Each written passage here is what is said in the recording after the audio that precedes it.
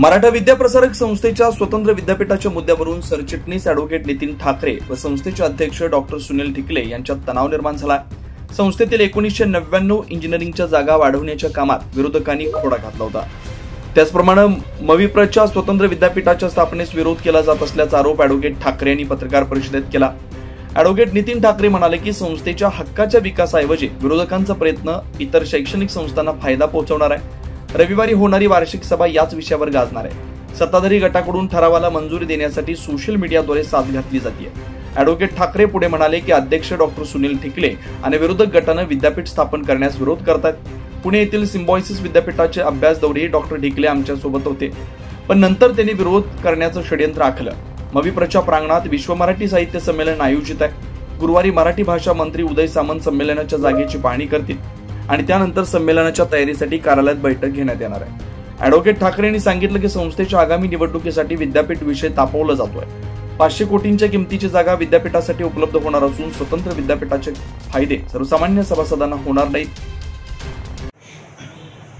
मराठा विद्याप्रसार संस्थेच्या वतीनं जे प्रस्तावित मविप्र युनिव्हर्सिटी किंवा MVP युनिव्हर्सिटी हे जे काही आमच्या कार्यकारिणीने जे ठरवलेलं आहे त्या बाबतीमध्ये सध्या समाज माध्यमांमध्ये अतिशय उलटसुलट अशी जी चर्चा चाललेली आहे ती अत्यंत चुकीची आहे आणि समाजाची बदनामी करणारी असं मी म्हणेन।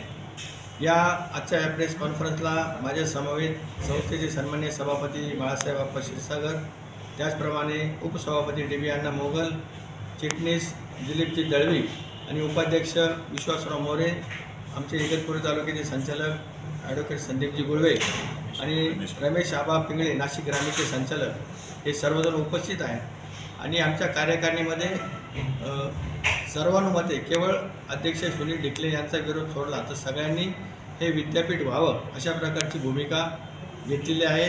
त्या बाबतीमध्ये आम्ही अभ्यास दौरासुद्धा पुण्यामध्ये केलेला आहे, 4-5 विद्यापीठांना भेटी दिलेल्या आहे आणि त्या ठिकाणी सुरू असणाऱ्या सगळ्या कोर्सेसची माहिती घेतलेली आहे आणि हे विद्यार्थ्यांना कसं उपयुक्त आहे या संदर्भामध्ये सगळ्यांचं अतिशय समाधान झालेलं आहे।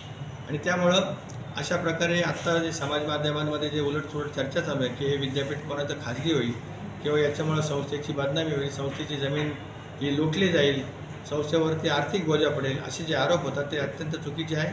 ज्या पद्धतीने इंजिनिअरिंग कॉलेज, मेडिकल कॉलेज किंवा इतर सगळ्या विद्याशाखांना काही प्रमाणामध्ये जमीन ही अलॉट करावी लागते नियमाप्रमाणे, त्याच पद्धतीने या विद्यापीठाला सुद्धा 10 एकर जागा ही आपल्या संस्थेच्याच आवारामधली एक जागा त्या ठिकाणी दिली जाणार आहे। ती संस्थेचीच एक शाखा असल्यामुळे त्या संदर्भात जागा देण्यासाठी कुठली अडचण नाही। या विद्यापीठाच्या कार्यकारिणीमध्ये मराठा विद्याप्रसारक संस्थेचेच सर्व कार्यकारिणी सदस्य आणि पदाधिकारी असतील अशा प्रकारची घटना आम्ही त्या ठिकाणी प्रस्तावित करणार आहोत।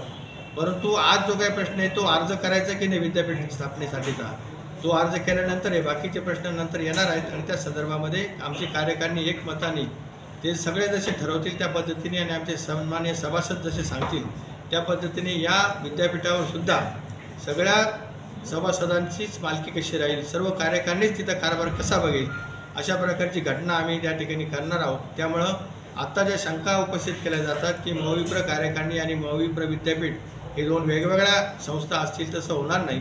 हा एकाच चॅरिटी ट्रस्टचा एक भाग आहे, संस्थेचाच एक ट्रस्ट असल्यामुळे संस्थेचीच एक शाखा आहे। त्यामुळं हा मुद्दा गैरलागू होतो आणि या माध्यमातून संस्थेवर कुठल्याही बर्डन नाही। आता तिथे ज्या काही इमारती आहेत त्यामध्ये तात्पुरतं आपल्याला ते सुरू करता येईल, भविष्यामध्ये आपल्याला विद्यापीठाला नवीन इमारत करावीच लागेल कारण याचं जे काही आवाका आहे तो फार मोठा असतो। अनेक विद्याशाखा आपल्याला या माध्यमातून सुरू करता येईल, परंतु ते टप्प्याटप्प्याने जसे जसे विद्यार्थी वाढतील तसं पद्धतीने त्याचं बांधकाम करावं लागेल। सुरुवातीला फार मोठा आर्थिक बोजा इथं असणार नाही आणि ज्या काही कंडिशन्स असेल सरकारी नियमाप्रमाणे ते आपल्याला या ठिकाणी फुलफिल करायचं आहे। सध्या संस्थेचे असणारं एकही महाविद्यालय, मग ते ग्रँटेड असो नाही तर नॉन ग्रँट असो, मेडिकल कॉलेज असो, इंजिनिअरिंग कॉलेज असो, फिजिओथेरपी असो, फार्मसी असो किंवा कुठलेही arts, science college, commerce college असो, हे कुठल्याही या विद्यापीठाला जोडलं जाणार नाही।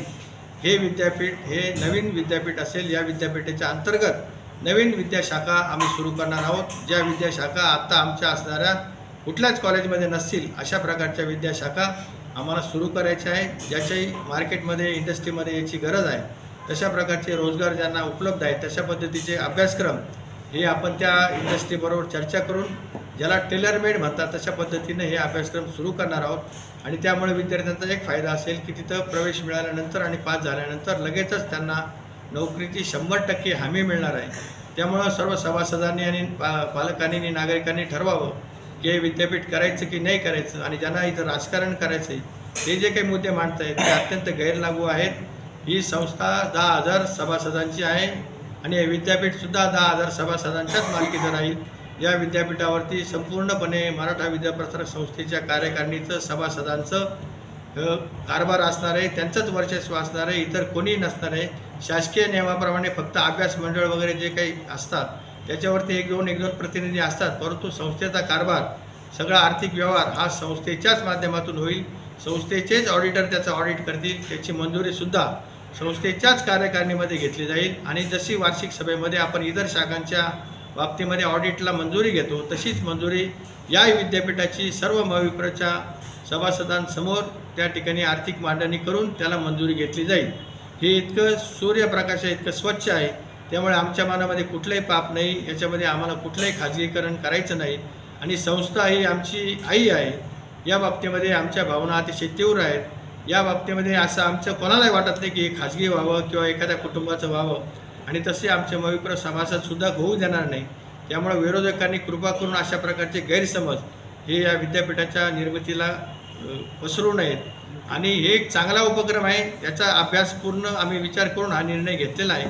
त्या निर्णयाला सर्व सभासदांनी सुद्धा मान्यता द्यावी। विरोधकांचा जो काही चुकीचे जे मुद्दे मांडतायत ते मुद्दे अतिशय चुकीचे आणि गैरलागू आहेत आणि ही संस्थेची होणारी प्रगती त्यांना बघवत नाही असं मला वाटतं। संस्थेमध्ये गेल्या 3 वर्षामध्ये जी काही प्रगती झालेली आहे त्याच्यामध्ये एकही गोष्टीवरती बोट ठेवायला जागा नसल्यामुळे आता हा काहीतरी एक मुद्दा त्यांनी शोधून काढलेला आहे आणि या उपरही मी पुन्हा सांगेन की जर सभासदांना वाटत असेल की हे विद्यापीठ आपल्याला नको आहे, आपल्याला ते प्रगती नको आहे, आपल्या मुलांना नोकरी नको आहे, तर आमचा काही आग्रह नाही, आम्ही हा विषय त्या ठिकाणी ताबडतोब बंद करू। अजून आम्हाला अर्ज करायचा आहे, ते विरोधक तर म्हणतात यांनी अर्जही केले आणि कार्यकारिणी पण नेमले असं ते जे काही प्रचार करताय तो अत्यंत चुकीचा आहे। या ठिकाणी मी पुन्हा सांगतो की अत्यंत प्रायमरी स्टेजला या सगळ्या गोष्टी आहेत, त्याचा आम्ही अभ्यास करतो आहोत। जर सन्मान्य सभासदांनी सांगितलं की हा जो काही तुम्ही उपक्रम घेतायत हा समाजाच्या हिताचा नाही, विद्यार्थ्यांच्या हिताचा नाही, सभासदांच्या हिताचा नाही, तर आम्ही अजूनही या विषयामध्ये थांबण्यासाठी तयार आहोत। अजून आम्ही अर्ज केलेला नाही, तर सर्व सभासदांनी या बाबतीमध्ये येत्या 14 तारखेला आपली मतं मांडावी। आपलं जे काही मत आहे या विद्यापीठाबद्दल ते मांडावं। तुम्हाला जर पाठिंबा द्यायचा असेल तर तुम्ही ते द्यावा, तुम्हाला जर सांगायचं असेल की आम्हाला नको आहे तर त्याचं सांगावं, आम्ही त्या पद्धतीने सभासदांच्या निर्णयाचा आदर करू।